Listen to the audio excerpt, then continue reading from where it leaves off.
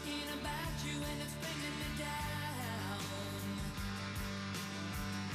But I know the neighborhood.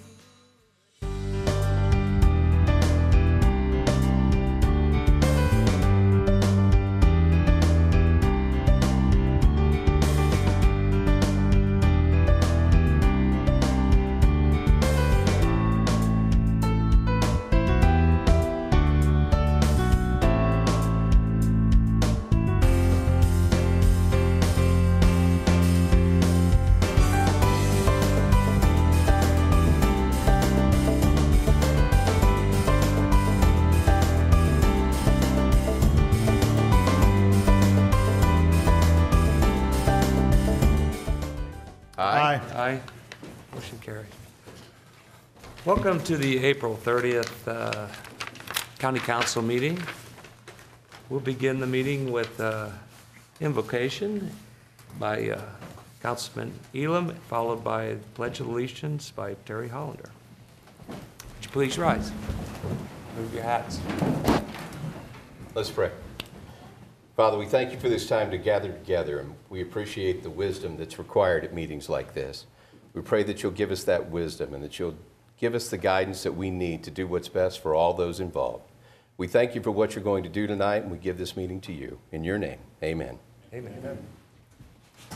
I pledge allegiance to the flag of the United States of America and to the republic for which it stands, one nation, under God, indivisible, with liberty and justice for all.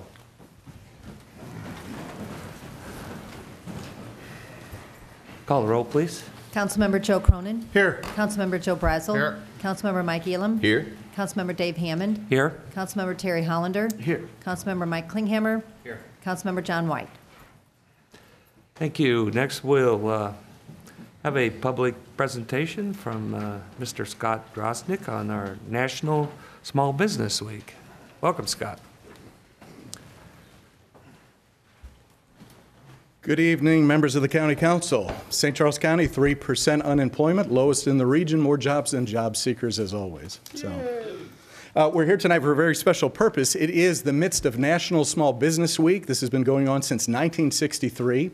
And as many of you know, small business is the backbone of not only the American economy, but here in St. Charles County, counts for about 75% of all businesses in our area.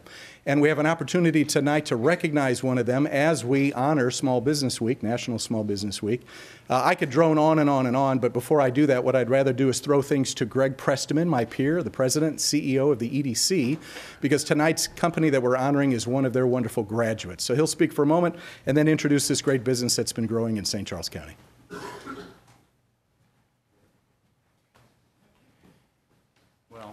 Thank you, Scott. And Scott is an alumni of the EDC, and so he is well aware of the accomplishments of this particular company.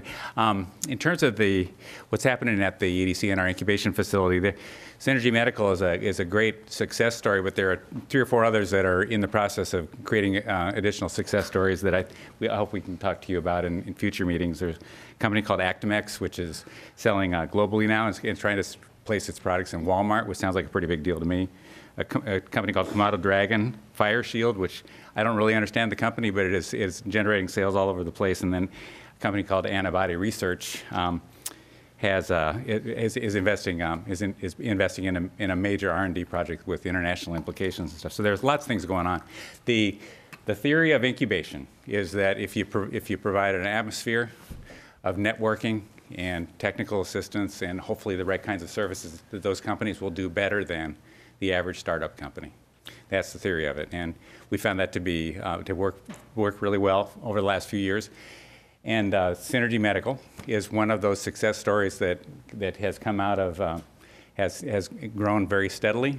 And I can tell you that Jeremy is a hard-working guy, was from the day one, and he has a lot of the attributes that I think we would all like to see in the entrepreneurial community in St. Charles County.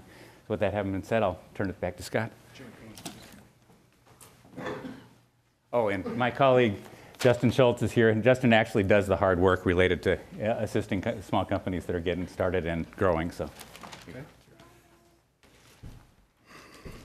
Well, first I got to say that picture looks like it was probably 13 years ago when it was originally taken. So I've aged a little bit. The EDC when I snapped that photo. I've aged a little bit since then, but no, really, I gotta hand off some thanks to Scott and the Economic Development Center, because that's where I first started. I started from scratch. I just had an idea, and they really helped me out and paved the way, as I should say, and cleared the path and gave me some direction to where I need to go. And along the way, I've had a lot of help from the SBA, St. Charles County Library, Missouri PTAC, and then these guys at Workforce Development and St. Charles EDC. Greg, thanks a lot. I appreciate it. And then I've got my family back here, and I appreciate them. And, they talked about work ethic, and I think that all comes from my family. So thanks, guys. Appreciate it. That's all I have.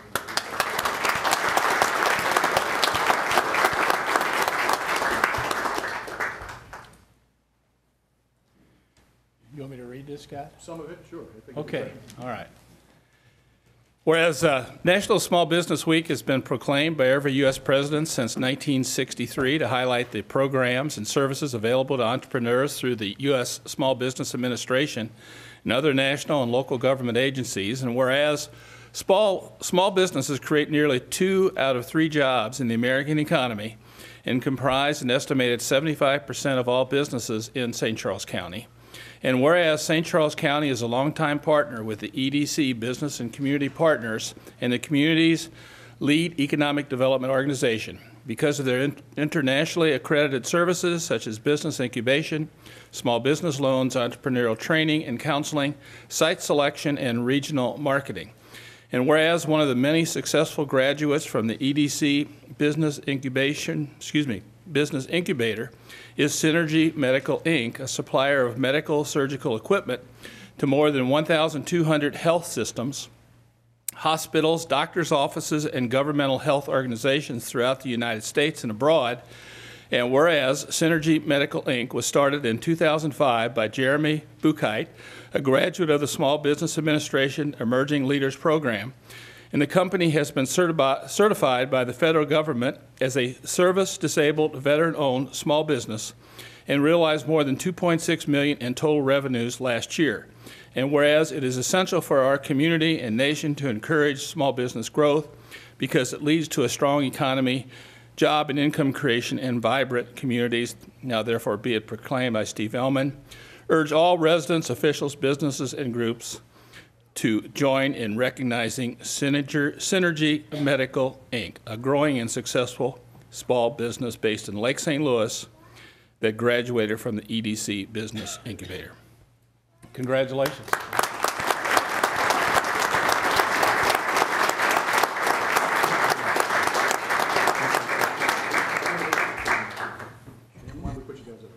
Why don't we get in front of Dave here? Come on. At least that cute base, come on.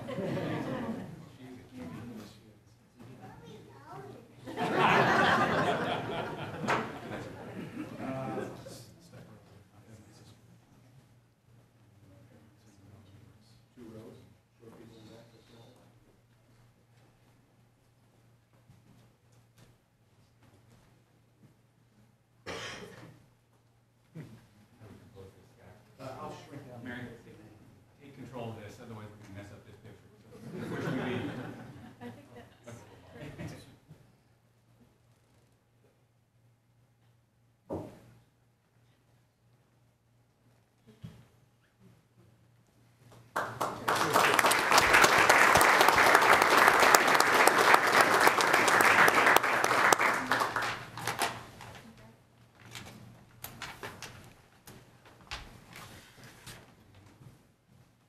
Next, we have,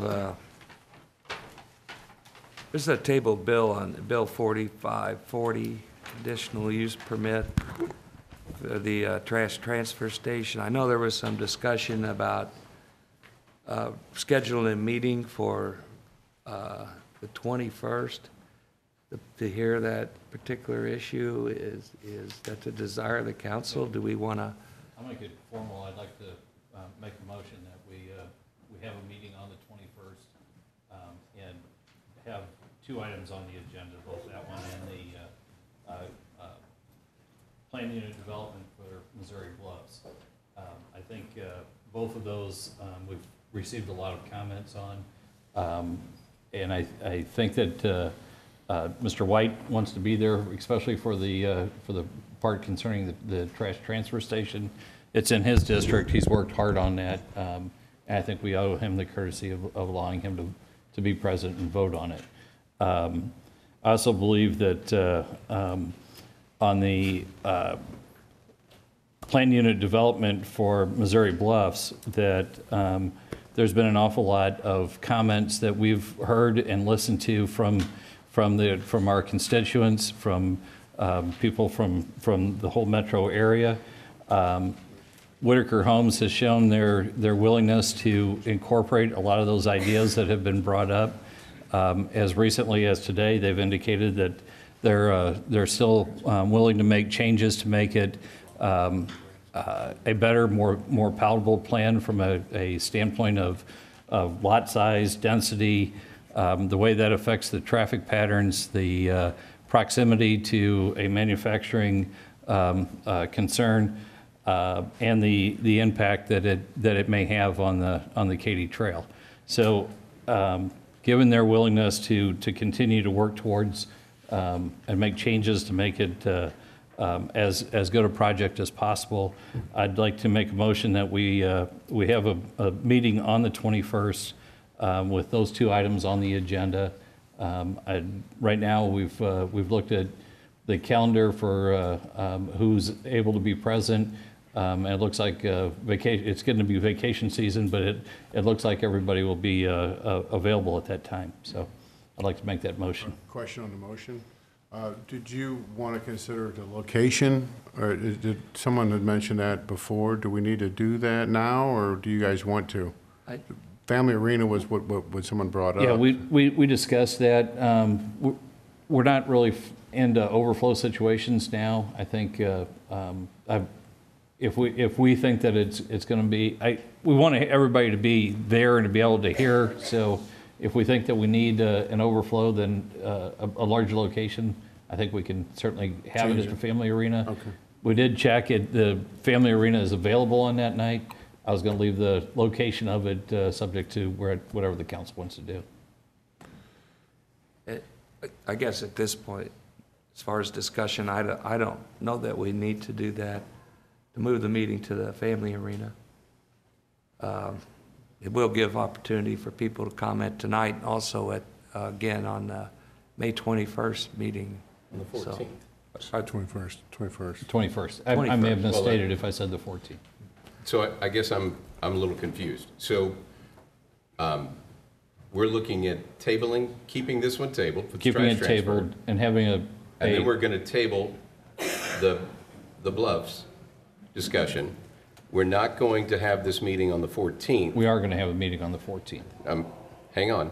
Okay. So we're not going to discuss those two issues on the 14th. They'll remain tabled on the 14th. On the 21st, is the intention to have a work session on the 21st, or is the intention to vote on it on the 21st? The intention is to have a regular council meeting where we will vote on those two issues. Okay, so on the 21st, we are anticipating a end vote on both of those issues. Correct. Just want to be clear on what we're asking. Okay. Mr. Yes. Chairman, I'm sorry, go ahead. We already had one meeting at the Family Arena because we thought we had overflow conditions versus on the Metro trash transfer station. This other, the Missouri Bluffs is also going to be probably a pretty likely heavily attended issue. So, I mean, that's your call, Mr. Chairman, or maybe it's a call for administration, but I think we might need the space. I'd rather have the space and not need it than need the space and not have it in case we have, so we don't have people backed up outside not being able to participate. I would say we can make that call and let everyone know at the 14th meeting. We're Sure. going to have a meeting between now and the 21st, so we can make that call and let the public know by our 14th meeting that that's where the location of the 21st meeting is going to be. any more discussion? Mike made a motion, so I'll second that motion. Okay, we have a motion and second. Mr. Chairman, could you clarify, at one point Mike used the word regular meeting. but there's a regular meeting scheduled for May the 29th. So will May 21st actually be a special meeting dedicated solely to these two topics? If so, Okay, we'll use the term special Yeah, I think if you like special. yeah, I think, My intent was to make it a council meeting and not a work session. yeah. So you'll we'll have call it a 3 special. meetings in the month of May. Correct. Yeah, Okay, I got a motion and a second. All those in favor? Aye. Opposed? Motion carries. Next is public comment. On public comment, we allow up to 6 speakers on each topic, 3 in support, 3 opposed, and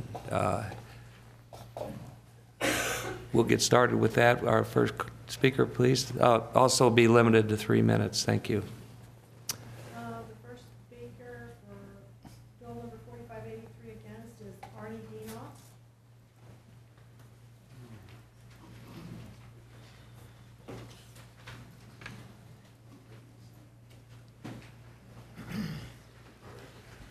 Thank you, members of the County Council. Arnie A.C. Deanoff, public advocate and county resident.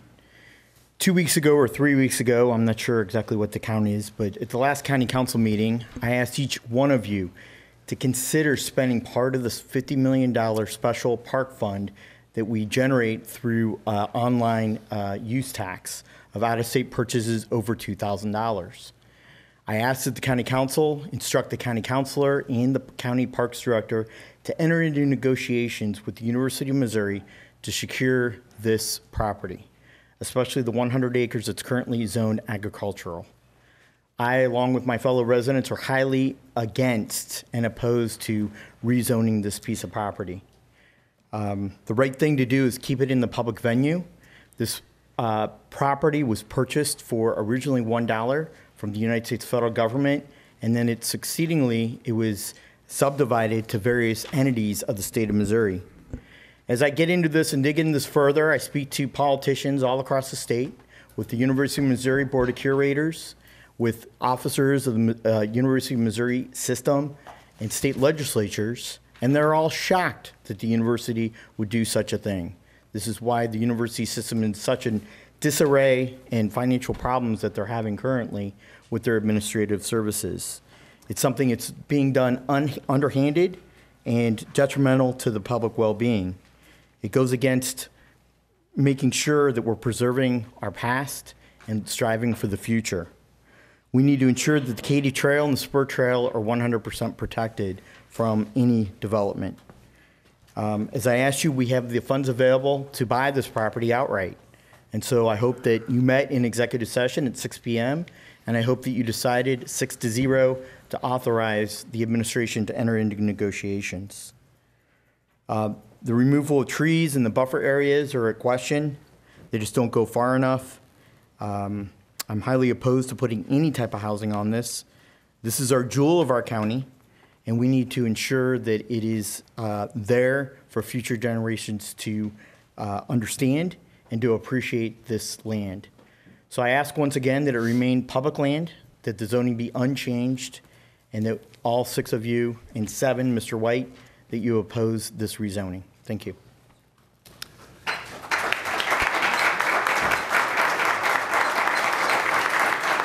Next speaker, please. In support, Brad Goss. Brad Goss, 120 South Central, Suite 700, St. Louis, Missouri, 63105. My only reason for getting up is to thank the council for giving us additional time to continue to refine the proposal and the plan as we continue to receive comments that we can incorporate into the plan and attempt to make this a better plan that can receive the support of the entire council. And we look forward to working on that over the next several weeks. If there are any questions, I'm happy to answer them. I'm happy to sit down with anyone and talk about the development at any time. Thank you. Next speaker, please. Betty Jan Kramer.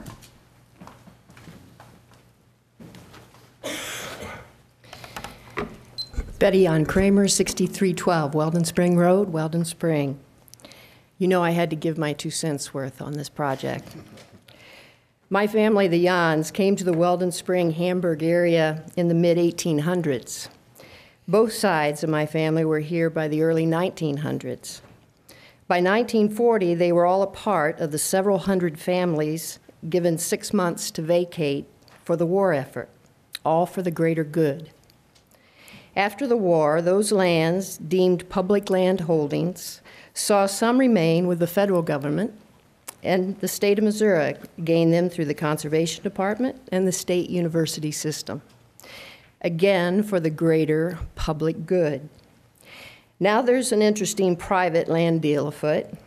On this rugged terrain, which I hope all of you have seen, the idea of magically putting 300 rooftops with stated minimal damage to this site is not realistic. As you all know, I've had a little bit of experience with construction projects on challenging terrain in this county. It is always at greater cost than anticipated. So then the question arises of where the developer will cut those expenses and at what cost. I understand there's also some concern regarding comments from out-of-county folks having no merit to this discussion. This doorway to a major tourism section of the county is appreciated by many, many people. They then consistently support all the restaurants, all the recreation businesses, the bike shops, the B&Bs, and of course the wineries, all the way to Augusta. I think that that is what is actually termed the strength of regionalism. Over 12 hours of comment, I have heard many references by the consultants of bringing nature home. With these historic bluffs and 60-foot tall forests, I suggest to you that nature is already home here. And 300 houses in a subdivision is not a viable addition. Please, for the long-term public greater good, I would urge you to carefully consider the overwhelming recommendation of the Planning and Zoning Commission to not permit this development at this location. As Councilman Klinghammer noted for record at the last commission hearing, this is not the right place. Thank you.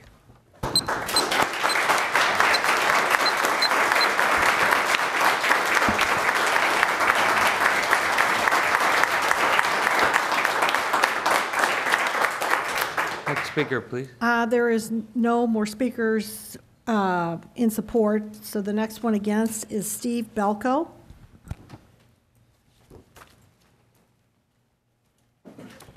Steve Belko, 6915 Fieldstone Farms Drive, O'Fallon. I am a resident of St. Charles County, District 3, and I live 5 houses from District 2, where my parents live in Darden Prairie. So we're all in opposition to this. I'm also here as the Executive Director of the Missouri Humanities Council, which oversees the German Heritage Corridor, which includes the property in question. As you're well aware, I've published an article about how the proposed project greatly endangers the implementation of this German Heritage Corridor, and I bring to you today with me a copy of the first 10-year phased plan for the German Heritage Corridor to start about Hamburg area. I have nothing more to add to that. You can read that article from there. I will just say that the implementation of this German Heritage Corridor will substantially increase tourism to our county and will only bolster local economic development and enhance our quality of life. This proposal does not. The MHC also has numerous contracts, agreements and partnerships with the University of Missouri entailing hundreds of thousands of dollars a year. I know full well that they are capable of selling that for something better and what it should be.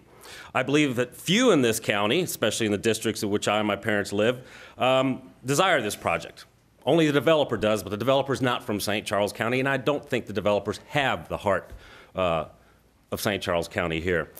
NT Homes is telling us stuff that we're fully aware that we don't believe. Houses that are 15 feet from the streets, 14 feet from each other. The trees are another issue I want to address. Others will. But we do know that if you approve this development, you will be approving just a typical cookie-cutter subdivision to be built on beautiful bluffs overlooking one of the greatest rivers in American history. It's a subdivision that the voters of St. Charles County have told you that they do not want. Its subdivision is on this fragile, iconic piece of property, and you guys have had a great legacy for St. Charles County, and let's just keep that going. But to end this, my wife and I, we have a son at John Weldon, we have a daughter at Francis Howell Middle, and my parents, we moved here because of everything St. Charles County has. Great schools, great neighborhoods, great neighbors, but more importantly, extremely, very easy access to some of the most beautiful scenic territory in this state. And a county that has unbelievable rich cultural heritage, which we want to tap. I promise you, do not pass that because it will help destroy larger things, a cultural heritage program that will bring dollars to this for decades and decades to come. So I appreciate you all allowing me to step forth as a resident. Thank you.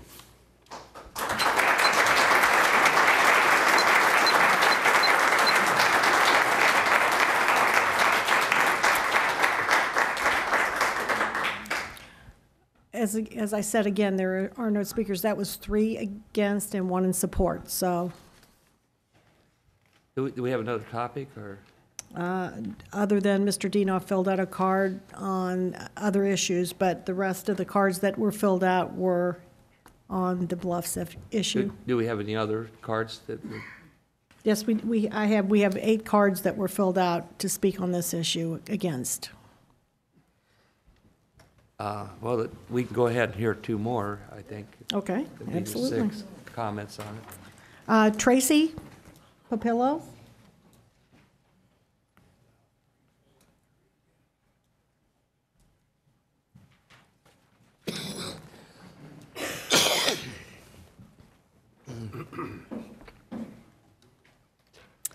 Good evening. My name is Tracy Papillo. I'm an attorney. I represent the Katy Land Trust in Magnificent, Missouri.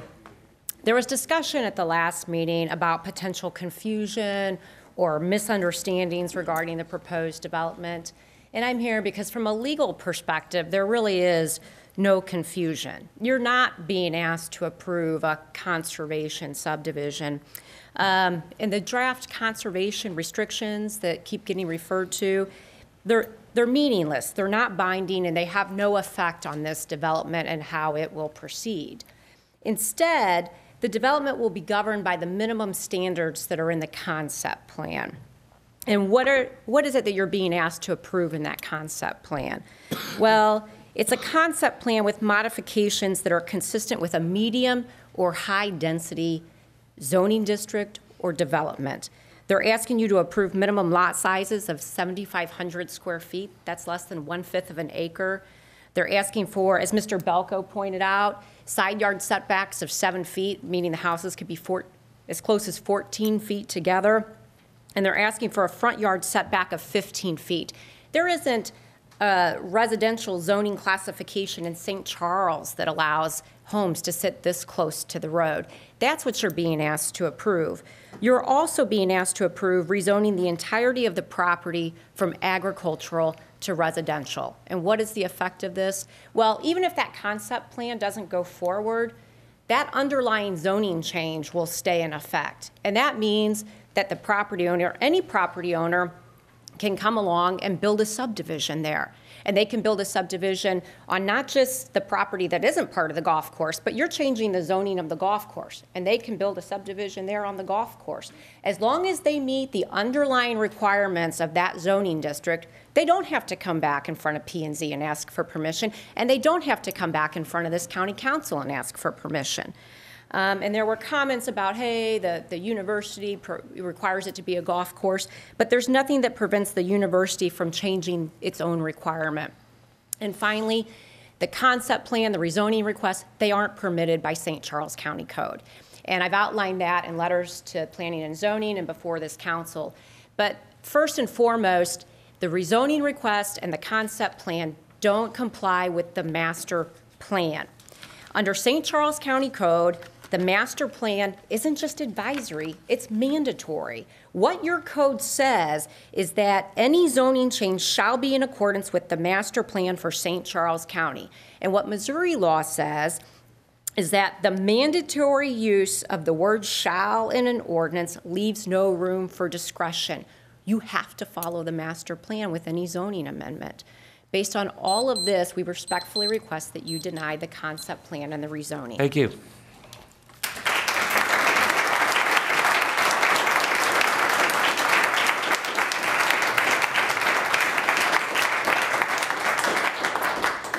Oh, gosh, William, begins with an, that's it, you got it.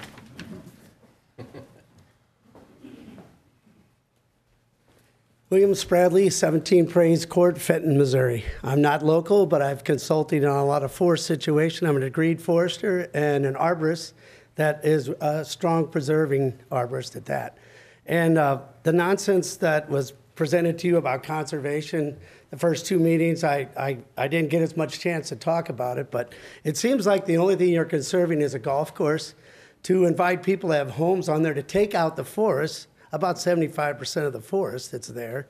So why don't you just knock down the grass and plant homes in that site, and a third of the homes, then you could have that natural conservation environment that is being quoted.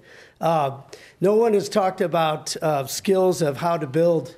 This gentleman over here, Joe, made a great comment about understanding tree preservation. Critical root zones were not mapped out on the graphics that they showed of their construction. I think all they were showing was trees that were going to get removed for the local house spot itself.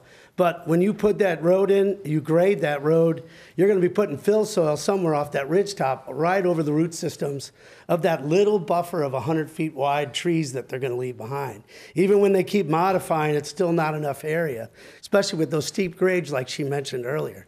All that fill soil is going to get pushed down slope, and it's going to kill those few trees that are going to be left. So then you will make that whole bluff visible to the public from the Katy Trail, from the bridge, that people are going to go into this beautiful corridor.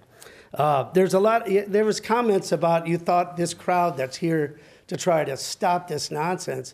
You said there was all on emotion. I think you said, Mr. Brazel. It's not about emotion. It's factual information. You're going to kill the soil with this development, like most of the time you do with forested areas. Other parts of the country are stepping forward and putting soil preservation zones together, not just critical root zone areas. So I think you should step forward and be part of that progressive part of the United States and preserve these areas. You have a lot of open fields that this gentleman can build these homes on. Still available. There's farmers selling off constantly.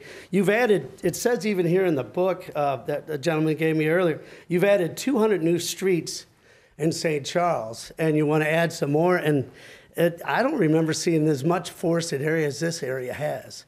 So there's manuals that talk about how to build homes in wooded sites and standards and guidelines that I haven't heard anything mentioned from the group that wants to develop.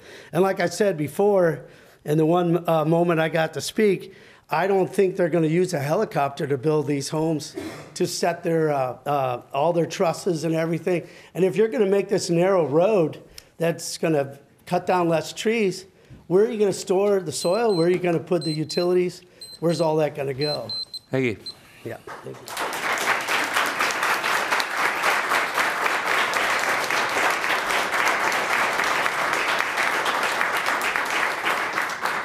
That was 6 speakers.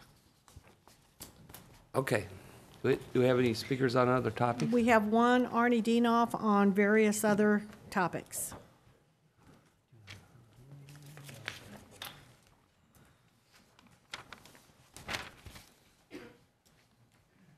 Thank you very much, members of County Council. Arnie A.C. Dienoff, Public Advocate and County Resident. First thing I'd like to talk about is table bill on the under the conditional use permits. Bill number 4540 deals with the transfer station abutting the city of St. Charles, where we had a public hearing at the Family Arena in December. And I encourage you to have the next council meeting because I'm sure this crowd will probably double or quadruple. I'm asking the County Council in 4540 that you please release the full report where you met in executive session on April the 9th, 2018. The administrative law judge and St. Peter's municipal judge, John Cole, delivered a quite lengthy 2-hour report to all the council members in closed executive session. I'm hereby making a full public information request that you make under Chapter 610 of the Revised State Statutes of Missouri, the Public Open Records Law, this report made public. We have a right to the information. There were over 400 residents that attended that public hearing, and we deserve to have a right to know and to prepare for the next county council meeting. Also, under the approval of purchases, under highway microsurfacing, we are a county of 425,000 people, and we're large enough to be cost-effective and save taxpayer monies by doing that in-house with our county employees. The city of O'Fallon currently does it for microsurfacing, paving, and concrete replacement, and taking out bad concrete. O'Fallon saves millions of taxpayer dollars by doing it in-house rather than contracting it out with an inflated 25 to 30% cost overrun for profit. I asked that the county bring in-house our concrete removal and our replacement program, where you want to spend $827,000 and then another $709,000. We could have went probably bought about a fourth of that equipment right there to do it in-house. Also, an asphalt overlay in the amount of $1,028,000. We could do it in-house for probably $500,000 or $600,000 and save half of the money of taxpayer dollars. And under finance fleet management, why in the world are we not purchasing local and helping our friends and neighbors who employ our friends and neighbors across the community? Why in the world are we buying from Capital City, which I believe is in Jefferson City, a Chrysler Dodge Jeep Ram for $58,502? Just makes no sense why we're buying these four-door crew cabs when we could buy right here locally in our own county and support our own economy. Also, the corrections contract. Why are we offering a 9-month extension contract for healthcare instead of offering a long-term contract and working something out to save taxpayer money? Thank you, Mr. Dienhoff. Thank you. With that, we'll close public comment. And this county executive, do you have anything tonight? No report, Mr. Chairman. Thank you. We'll move on to the consent agenda. Any items to be removed from the consent agenda? I'd like to remove the master plan committee. Anything else? Motion for approval of remaining balance. Second. He All needed those- a second on okay. that, on his motion. He needed a I'll second. make the second.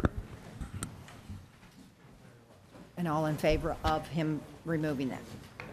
A motion to remove? The one item? All those in favor? All those in favor? Aye. Aye. Opposed?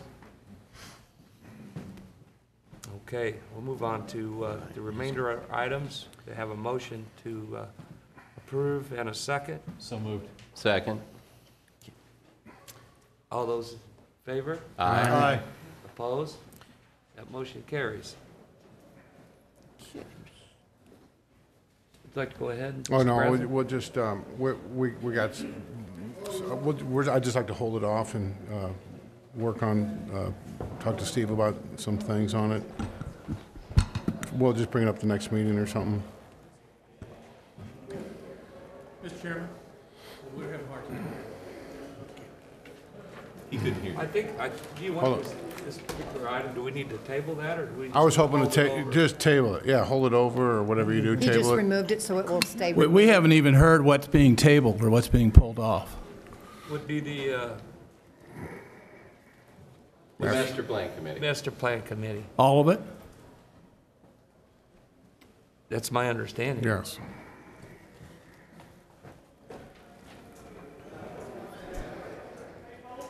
Any more comments on that? Well, I'd be under the assumption, though, that we had already approved the appointments to the Board of Zoning and Adjustment, Merit System Commission, Parks Foundation, because that was not included in your motion, correct? Yes, yes. Mhm. It was the only one item. Did we vote on that? I'm sorry? Did We voted on the consent agenda, yeah. With the remainder, yes. Okay. Next, we'll move on to, What happened?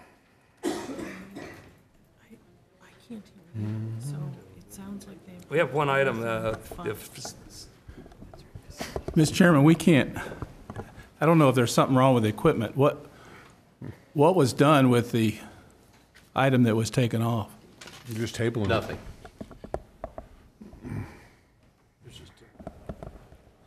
Other than he removed it from the table, and so now it's removed from the consent agenda. And So it's not going to be voted on tonight? We're just going to table it. Is there going to be any discussion on it? Do you want any discussion on it, Joe? No, I'd rather not. We just table it. Is there a reason why? Well, it's a conversation that when I called you, I was, I didn't really want to get into, it's not about personalities, it's about that I was wanting to have some people from the master plan and from my district in every year, you've asked me for recommendations. And Mr. Brazel, I responded to you, and that is not true. If you can find an email, I took a lot of time looking for any evidence that I sent any communications to anybody. The only communications we had on the last master plan was you asked me if you could be on it again for another, 5-year term, and I agreed to that. In years past, you would ask me who I wanted to, what names I would want to put forth, like you have on other committees, and I would put forth some names. Some would get appointed, some wouldn't. And from this list, there are 2 people on District 2 that I had other folks that like agriculture is not being represented, the wineries aren't being represented. And you and I had this conversation, and what you told me was, I said that would be a courteous thing to do because you're going to have buy-in from the council members if they feel like they can have some sort of participation. And what you said is, well, this is what I've already done, so just vote it down if you're not interested in it. That was your response. And so what I was hoping to do is to have a little more conversation. No, I don't think I said that. What did you say then? I didn't say vote it down if you don't like it. For me, you said if I don't like it, then don't support it. That's what you said. That's right, yeah. Yeah, and so that's you can vote against anything here. This is a master plan that's going to be approved by the 7 of you. Steve, this is what you had said for me to do. So all I was hoping for, all these other council members. If I ask you, am I supposed to make 7 phone calls and talk to everybody else before we make an appointment? I think everybody on this council who's ever come to me and said, would you consider somebody? I'm pretty sure, I know we considered it, and I'm pretty sure we did it. Steve, I didn't know this was coming on. I have a real job. I have to work every day, and I'm very busy. But it would have been a courteous thing for you to do is to send out an email to some of the fellow council members. Some of the other ones had the same concern. Why couldn't you reach out to us? If the people that we appointed you didn't like, fine, so be it. But at least give us some buy-in. Let us at least have some say. Because here's why, Steve. District 2, along with Mike's and Joe's district, are the 2 largest undeveloped districts in the county. And District 2 has 2 members. I would think that it would be important for you to at least reach out to the councilman who is elected to represent District 2 and what you told me was I expressed my concern and you weren't concerned with my concern. You said you expressed a concern after I'd already sent the names out, after I'd spoken with people. It wasn't approved. The council, the council members have a right to do this. But I'm saying, if you want to vote them down, vote them down. Do you have any idea what the time limit is on this? Steve, if you want the council members to buy in on your appointments, what do you want, a rubber stamp? You want to just say yeah on everything? Is that what you're asking for? No, I want you to contact me before I did contact you, but you didn't have some people. I didn't contact you until I saw it on the agenda. So how am I supposed to know what's coming out? Did you put notice out that you're looking for appointees for this committee? No. So what am I supposed to do? When I saw it, I did call you. And you rejected my opinion. And then called me. And then I called you right then. And you rejected my opinion. So my opinion is these council members are up here. Joe, the thing had already been sent Steve, forward. We have a right to be involved in these things. You can't just expect us to rubber stamp everything. It was 24 hours before we had to put in the notice. My request is to keep it tabled, and then if Steve wants to, if you guys don't want to support it, that's fine. But we're not up here. If you guys are up here just to vote yes for everything and rubber stamp it, then so be it. But that, if they're asking for our approval, you have to believe that there's no other better choices, and you guys have to believe that your say isn't important in your district.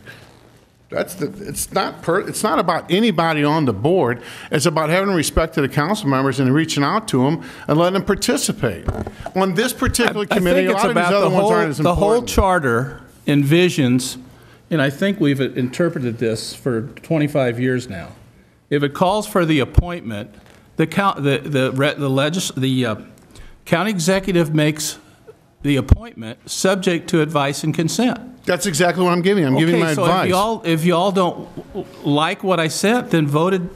Well, that's what we're gonna. Well, that's what I'm gonna do. No, and that's what you told me to do. You're just tabling it, and I don't see the point of that. Mr. Chairman. Yes, go ahead.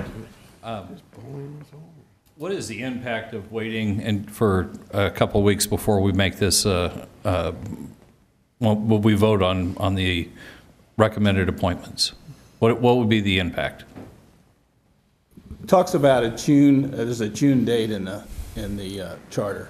We need to complete the master plan update by the end of the year. So it needs to go to the Planning and Zoning Commission for approval and then come to the County Council. So I think the timeline that Community Development had kind of set out was to try and have that handled by Planning and Zoning in the month of October.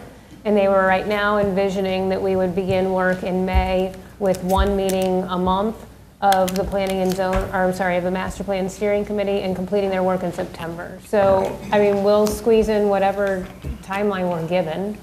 We have a job to do, and it's complete the master plan update by the end of the year. Okay, thank you. So with that in mind, I hope we can. Mr. Brazel, are you still asking me to appoint you as well? No, I don't want to be on there, but I mean, Mike's hasn't been on it, and he wants to do it, and so does Mr. Klinghammer.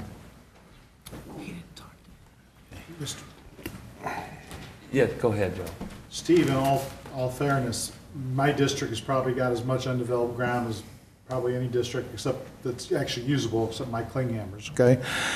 And we only have one person from District 1 I'm aware of is Jeanette Ketchner, and she's a wonderful lady. I know her well, but she doesn't represent the unincorporated areas where people are concerned about the master plan. But I guess a bigger issue would be to Keith. I mean, I brought up the same point that this lady brought up that was a public speaker, the attorney.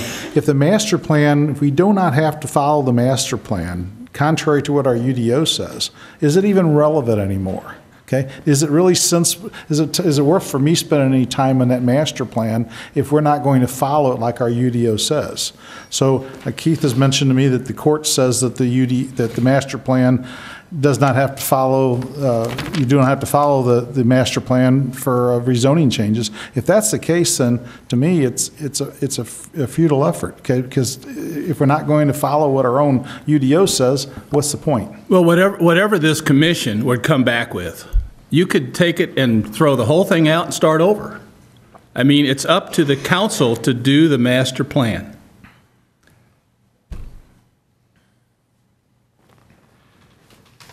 And, you know, if not, we're going to move and on I don't to the know, next item. can they just pass an ordinance that they make the appointments instead of the county executive? No. There's case law on that. Move on, Dave. Let's move on. Items to be removed from the consent agenda. I think there's one item that we want to Make a motion to remove. withdraw. The pet adoption facilities, remove that from the, remove that, please. Can I have a second? That's what was requested by staff. To actually withdraw it. Withdraw it, make a motion to withdraw the pet adoption center. That's the roof, not withdraw the pet adoption center. The roof Right, replacement. They're going to rebid that, correct? Is that was the plan? That's correct. Thank you. All those in favor? Aye. Opposed? Motion carries. Moving on to bills for final passage. Bill number 4581. Bill number 4581, an ordinance amending the zoning district map of the County of St. Charles, Missouri by rezoning land from R1A, single-family residential district, 1 acre minimum lot size, to R1D, single-family residential district, 10,000 square foot minimum lot size, as per application RZ 18-04. Any comments? Hearing none.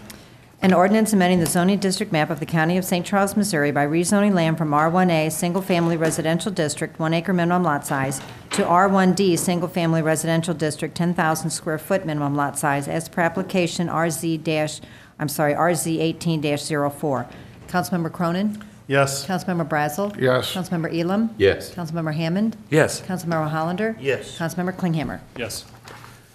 That bill passes. Moving on to Bill 4582. Bill number 4582, an ordinance amending the zoning district map of the County of St. Charles, Missouri by rezoning land from A Agricultural District to RR Single Family Residential District as per application RZ 18-05. Any comments or questions? Hearing none, read the bill, please. An ordinance amending the zoning district map of the County of St. Charles, Missouri by rezoning land from A Agricultural District to RR Single Family Residential District as per application RZ 18-05. Councilmember Brazel? Yes. Councilmember Elam? Yes. Councilmember Hammond? Yes. Councilmember Hollander? Yes. Councilmember Klinghammer? Yes. Councilmember Cronin? Yes. That bill passes. Moving on to Bill 4583. I guess we need a motion to table that if we haven't already. She has to read it first. I need to read the title. Bill number 4583, an ordinance amending the zoning district map of the County of St. Charles, Missouri by rezoning land from AFF Agricultural District with a floodway fringe overlay district to R1A FF PUD, single-family residential district with floodway fringe and planned unit development overlay districts as per application PUD 18-01. Make a Motion to table that. And we already tabled it? No. No. We had a motion to table. Do I have a second? Second. Second. All those in favor? Aye. Opposed? Motion carries. Let's move on to Bill 4584. Bill number 4584, an ordinance accepting plans and specifications, ordering the improvements be made, setting forth a proposed assessment roll, and authorizing interim financing for the improvements for the Saratoga Heights Sanitary Sewer Neighborhood Improvement District. Any comments or questions? Hearing none, read the bill, please. An ordinance accepting plans and specifications, ordering the improvements be made, setting forth a proposed assessment roll, and authorizing interim financing for the improvements for the Saratoga Heights Sanitary Sewer Neighborhood Improvement District. Councilmember Elam? Yes. Councilmember Hammond? Yes. Councilmember Hollander? Yes. Councilmember Klinghammer? Yes. Councilmember Cronin? Yes. Councilmember Brazel? Yes. That bill passes. Moving on to Bill 4585. Bill number 4585, an ordinance approving execution of a reimbursement agreement between the county and the Great Rivers Greenway District for professional engineering services costs for the design of trail improvements at Highway N and Weiss Road. Any discussion or comments? Hearing none. An ordinance approving execution of a reimbursement agreement between the county and the Great Rivers Greenway District for professional engineering services costs for the design of trail improvements at Highway N and Weiss Road. Councilmember Hammond? Yes. Councilmember Hollander? Yes. Councilmember Klinghammer? Yes. Councilmember Cronin? Yes. Councilmember Brazel? Yes. Councilmember Elam? Yes. That bill passes. Moving on to Bill 4586. Bill number 4586, an ordinance waiving liquor license fees for certain concessions operations of the Parks and Recreation Department of the City of St. Charles for the period July 1, 2018 through June 30, 2019. Any comments or questions? We do this every year. Can we just do one for 5 years and we wouldn't have to repeat it every year? I don't think so. Yep. Go ahead and read the bill. An ordinance waiving liquor license fees for certain concessions operations of the Parks and Recreation Department of the City of St. Charles for the period July 1, 2018 through June 30, 2019. Councilmember Hollander? Yes. Councilmember Klinghammer? Yes. Councilmember Cronin? Yes. Councilmember Brazel? Yes. Councilmember Elam? Yes. Councilmember Hammond? Yes. That bill passes. Moving on to Bill 4587. Bill number 4587, an ordinance authorizing the county executive to execute an intergovernmental agreement for financial assistance, grant agreement number 2018004, between St. Charles County and the St. Louis Jefferson Solid Waste Management District for receipt of funds in an amount up to $60,000. Any comments or questions? Hearing none, please read the bill again. An ordinance authorizing the county executive to execute an intergovernmental agreement for financial assistance, grant agreement number 2018-004 between St. Charles County and the St. Louis Jefferson Solid Waste Management District for receipt of funds in an amount up to $60,000. Councilmember Klinghammer? Yes. Councilmember Cronin? Yes. Councilmember Brazel? Yes. Councilmember Elam? Yes. Councilmember Hammond? Yes. Councilmember Hollander? Yes. That bill passes. Moving on to Bill 4588. Bill number 4588, an ordinance authorizing the county executive to execute an intergovernmental agreement with the city of St. Peters for allocation of funds for Premier 370 Business Park transportation improvements. Any comments or questions on this bill? Hearing none, please read the bill again, please. An ordinance authorizing the county executive to execute an intergovernmental agreement with the city of St. Peters for allocation of funds for Premier 370 Business Park transportation improvements. Councilmember Cronin? Yes. Councilmember Brazel? Yes. Councilmember Elam? Yes. Councilmember Hammond? Yes. Councilmember Hollander? Yes. Councilmember Klinghammer? Yes. That bill passes. Moving on to Bill 4589. Bill number 4589, an ordinance authorizing the county executive to execute an intergovernmental agreement with the city of St. Peters for use of St. Charles County Transportation Sales Tax Funds for road improvements needed to support the Amazon Fulfillment Center project. Any comments or questions from the council? Hearing none, read the bill. An ordinance authorizing the county executive to execute an intergovernmental agreement with the city of St. Peters for use of St. Charles County Transportation Sales Tax Funds for road improvements needed to support the Amazon Fulfillment Center project. Councilmember Brazel? Yes. Councilmember Elam? Indeed. Councilmember Hammond? Yes. Councilmember Hollander? Yes. Councilmember Klinghammer? Yes. Councilmember Cronin? Yes. That bill passes. We'll move on to bills for introduction, starting with Bill 4590. Bill number 4590, requested by Michael Hurlbert, sponsored by Joe Cronin, an ordinance relating to housing and community assistance, and one approving the 2018 Annual Action Plan for St. Charles County, Missouri, in its capacity as an urban county for fiscal year 2017 through 2019 under the Community Development Block Grant Program of the United States Department of Housing and Urban Development, HUD, and authorizing the county executive to execute all documents or certifications required for submittal to HUD with the action plan. And two, further authorizing the county executive to execute the funding approval/agreements that HUD shall require upon approving the 2018 annual action plan. Is there any comments or questions on this bill? I don't know where my name came from, but I don't think I have a problem with it. Okay. That might have been a typo from when I was chair a couple of years ago. Okay. Hearing none, let's move on to Bill 4591, bills for introduction. Bill number 4591, requested by Mike Elam and Mike Klinghammer, sponsored by Mike Elam and Mike Klinghammer, an ordinance amending Section 405.135.b of the Ordinances of St. Charles County, Missouri, OSCCMO, the Unified Development Ordinance, to add storage and accessory structure sales, rental, and leasing as a permissive use in the C2 General Commercial Zoning District. Any comments? I'd just like to know what's the purpose of bringing this forth? It's not in our current zoning to be able to sell these type of buildings in that particular zoning. I've got a resident who has a piece of property along Highway 94 that has outside storage sheds that are alongside that as you go south on 94. And he's got a piece of property that's an area there that he's got a contract with a guy who wants to be able to sell these. And it fits with everything else that's in that area, but it's just those particular types of buildings aren't written in right now. So this just allows them to be able to do it.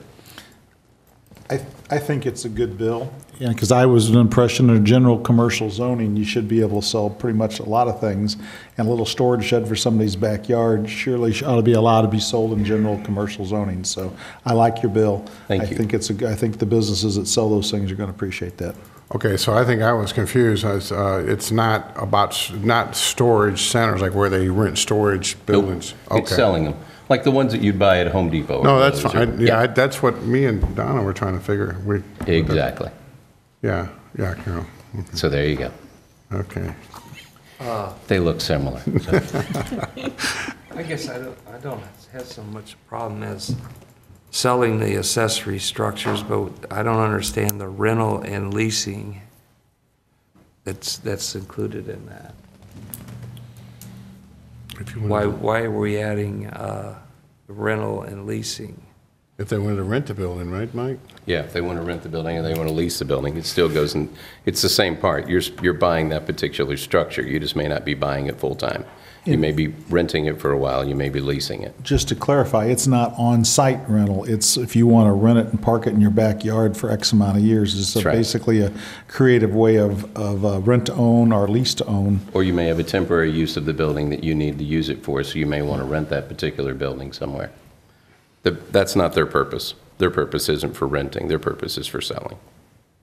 Yeah, I think I kind of have a problem. Let me do a little more research on that.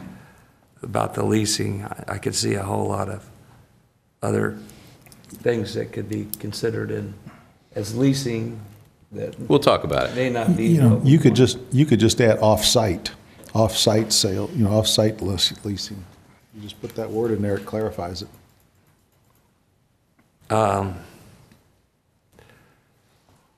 Maybe could I ask Mike to come up? And I don't know if he was the one that is involved in this or not, but.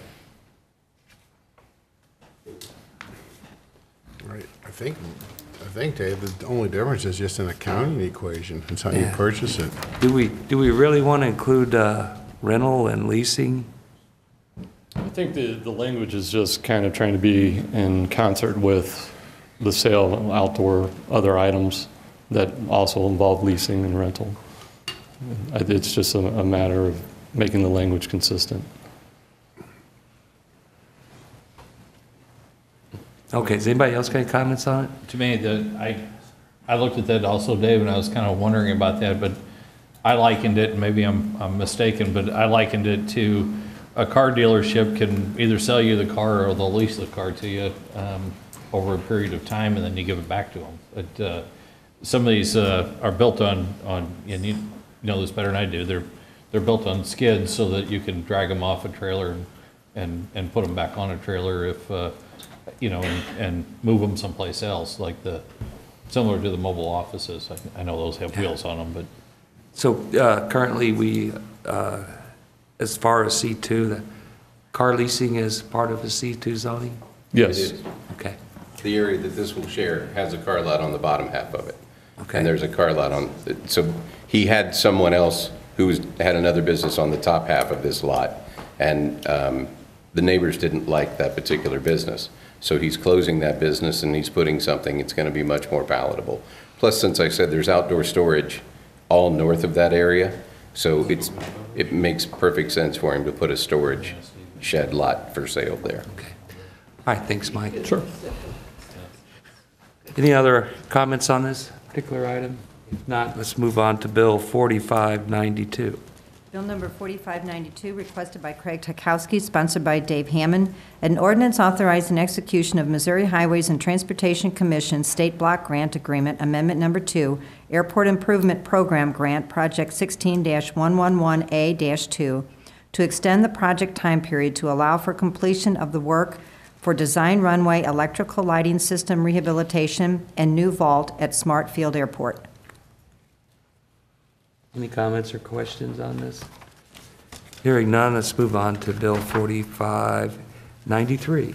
Bill number 4593, requested by Amanda Brower, sponsored by Terry Hollander, an ordinance approving a donation of right-of-way and temporary construction easement over property owned by St. Charles County to the City of St. Peters to support the city's planned improvements to Mid-Rivers Mall Drive from Dye Club Road to Cotterville Parkway.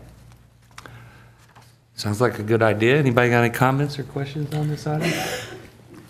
Busy area. Hearing none, let's move on to Bill 4594. Bill number 4594, requested by Dave Todd, sponsored by council as a whole, an ordinance authorizing the execution of a St. Charles County Internet Crimes Against Children Task Force Agreement to create an advisory board of governors for the Internet Crimes Against Children Task Force. Any comments or questions regarding this bill?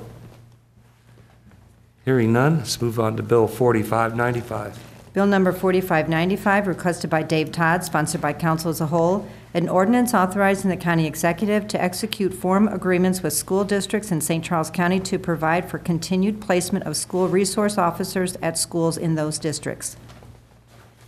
Any comments or questions? Hearing none. There's one table bill. Are we acting on that tonight, or No. Oh, okay. Announcements and miscellaneous. Mr. Chairman. Go ahead. Yeah, let me explain a little bit my frustration with the consent agenda. I was in the legislature for 12 years. I was in the minority. I'm used to losing votes, okay? If y'all don't like this group, vote against it, no hard feelings. But you put me in a bad situation because I know that under the charter, if you don't act on this tonight, they automatically go into effect, 15 days? Yeah. 15 days after I sent them to you. Now, I could sit here and just let them go into effect, but I don't want to do that to you. I want you to know that if you don't either vote these up or vote them down tonight, in another 6 or 7 days under the charter, they would go into effect. Okay? And that's why I was trying to get you, just vote them up, vote them down. But if you leave them on the table, they will go into effect. And Keith, I think that's right. And if you want to vote them up, or you want to go ahead and approve them, and then we'll put a bill in next time to create 5 more slots or 7 more slots on this committee, and you can each give me the names you want. I'm willing to work with you on that. But my suggestion to you is take a vote, because if you don't, they'll just automatically go into effect.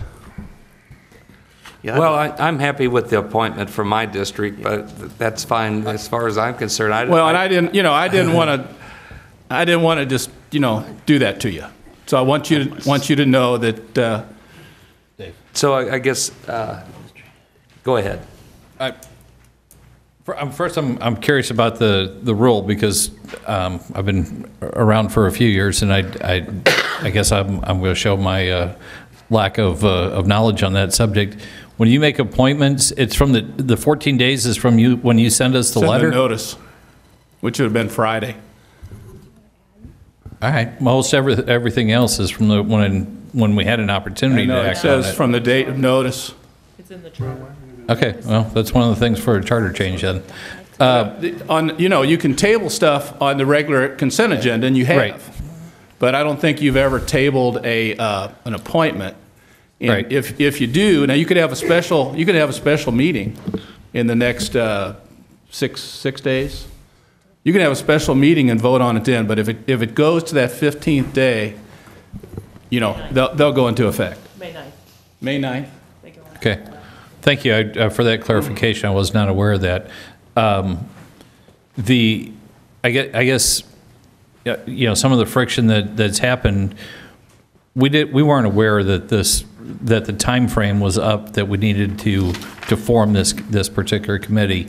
So we really didn't have an opportunity to make suggestions either formally or informally to you, saying, "Hey, this is somebody that we would like to have you consider." Again, we didn't know that it was even being contemplated until we got the list of appointees. So I think that little bit of lack of communication there is what started this whole gamut. Having said that, do we have a name that we want to take off, or do you want to approve the slate, or what do you want to do? I just vote no for it, and then let Mr. Oman resubmit, and if he wants to take names, then he can, but at least we had an opportunity to try to participate. And the fact is why are we getting it 14 days before the deadline? Because that means our votes are relevant anyway if we tabled it. I mean, we don't typically vote down the appointments, Steve, and we normally give you great latitude on these issues, but I think when a council member reaches out to you for some consideration, I think it's, as I said on the phone, I said that you got to give when you reached out to me, it was already, we'd already sent it in. It was on Friday, right? But Steve, the thing is it's like I try to explain to you that you got to have balance on the appointments where there's more diversity, especially in my district, and especially since my district is so underdeveloped, and that the master plan is important because people always refer to it. And so I just thought it would have been. No, that's Steve, I'm fine. not Joe, done. you're entitled Hold to on, your I'm not opinion. done. I'm talking. And so the thing is when we vote stuff down on stuff, you keep coming back to try to get your way, which is really unusual when the council's made their decision. And so that's a little unusual too. So, I mean, to me, it's like we just voted, the same thing as tabling it would be to vote it down and then let you, then resubmit names for the next meeting. That'd be the same thing as what we were going to do, is table it. But you can't. Well, yeah. No, we can vote it down, and then he can resubmit. Yeah, there's two things here. Number one is that we can obviously vote it down, gives us a new list. The second one is that we can improve it, okay? If we do nothing, this is the list. And as I looked at the list, my district is going to be represented by Nancy Matheny, who could not be a better person to be on the list. So that's the first thing. When I got the list, I looked down, my district was going to have an outstanding person on there.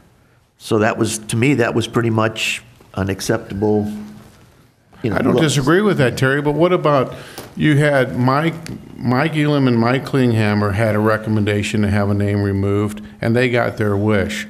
I did not. I did not have a consideration, and I asked Steve about that. How come I don't get consideration for people I want on the board, and it wasn't given? When, in fact, my district and Mr. Cronin's district are the districts that we should have a little bit of input. I mean, it's just simply not, it's not courteous. It's just disrespectful. And so I'm not saying, I have nothing against anybody he appointed. I don't have a grudge. I don't know these folks. It's not that. It's not the point. The point is we're asked to approve people on these boards.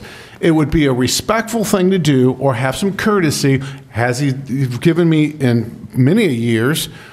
Joe, do you have anybody that you would like to see on this board? Can you submit me some names? And he would interview them, and he would possibly choose one of my people, and he would choose one. That's perfectly fine. That's fair. At least give me an opportunity to participate. That's all I'm saying, Terry. That's kind of our job, And so I think the thing to do is vote it down, and then have a conversation at the next meeting and just pass it what it is. And if that's what we do, if you guys don't agree with anything that's been put forth, and Steve wants to put forth something different, that's fine. But I just think we have an opportunity to have the conversation. You don't just shut it down. Okay, Mr. Elam, you're next, and then. So my longer question to that is, he has the right to submit whatever names he wants. So I don't have a problem with the list the way it sits right now either. I'm with Terry. I'm good with this list, like Dave. I'm good with this list. I don't have a problem with it. But if he submits the same list, are we going to turn this list down again because you didn't get the name that you wanted on there? I'm not sure about that. But Michael, you got your name changed. So why is my Well, that's probably why I'm good with this list now, isn't it? Yeah, there you go. Either way, I'm good to vote. That's just not right. Okay. No one consulted me about any of this. I was on the last master plan committee. I got booted off. I don't know why. I don't know what I did, but I got booted off. No one from the administration said a damn thing to me about it, okay? But long and short of it, as I represent about 15,000 acres of undeveloped agricultural ground in District 1. And we don't have a single person on that list that represents that area. Nobody from St. Paul, Flint Hill, Josephville, Forestville, or whatever. I'm okay with passing it, and I'll take Steve up on his offer. I can give you some good names of somebody from District 1. I don't know why you didn't want me. 7 more people. Okay?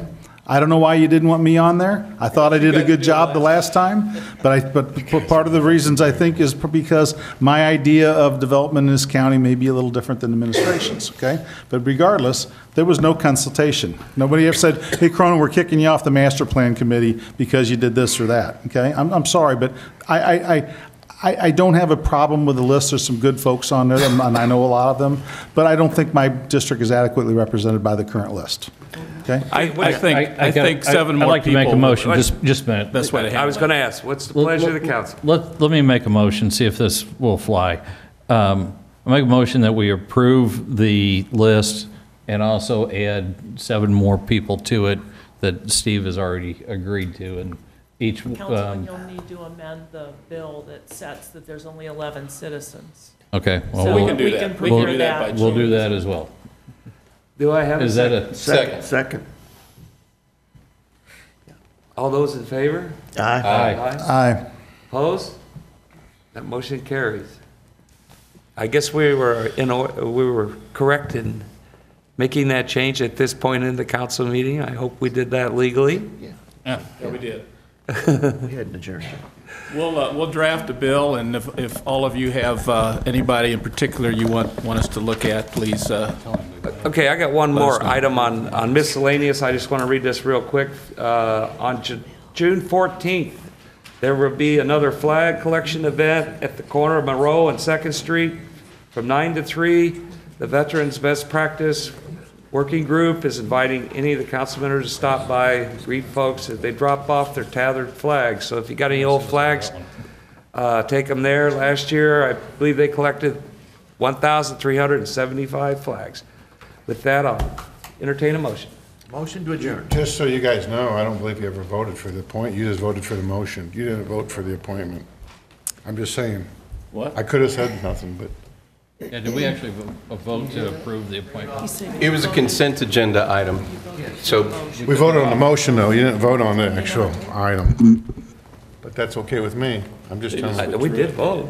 You voted on the motion. You made a motion to approve and add, to approve the list and add Approve the 7 Oh, to was the it list. Yeah. Oh, I'm sorry. Now, one final question. We changed the bill, okay, and it's not germane, okay, your substitution bill. Is that allowed? Point of order for the 7, It's not an ordinance, so it doesn't apply. It's Yeah. a consent item. Mr. Chairman? Yes. Yeah, I think it's a consent agenda item, it needs to go up or down. The adding the people is, I'm committing to you that if you have 4 votes to pass that, I will sign it. And I'm committing to you that if you have people you would want on, and we'll do that the next 2 meetings. All right. And they'll be in effect before we have a first meeting on this. Okay? But as far as the procedural thing, I guess my question is, if you pull something off the consent agenda, is that tabling it, or is that just pulling it off for discussion? When normally it's just pulling it off for discussion. Yeah. But we didn't do anything with it, so we didn't approve it. Correct. If we So don't I think approve we it. So if it was still off for discussion, so if you voted on it, So now I think we corrected that by Right. acting You're- on it. The words you used that Donna read back took care of the problem. There was a motion to approve, and then there was this Right. collateral issue about adding 7 names to. but you can't do that by. No, on the that's consent right. I mean, that's just certain. Okay. Can I have a motion to adjourn? Several times. Second? Second. All in favor? Aye. Aye, great. We're adjourned.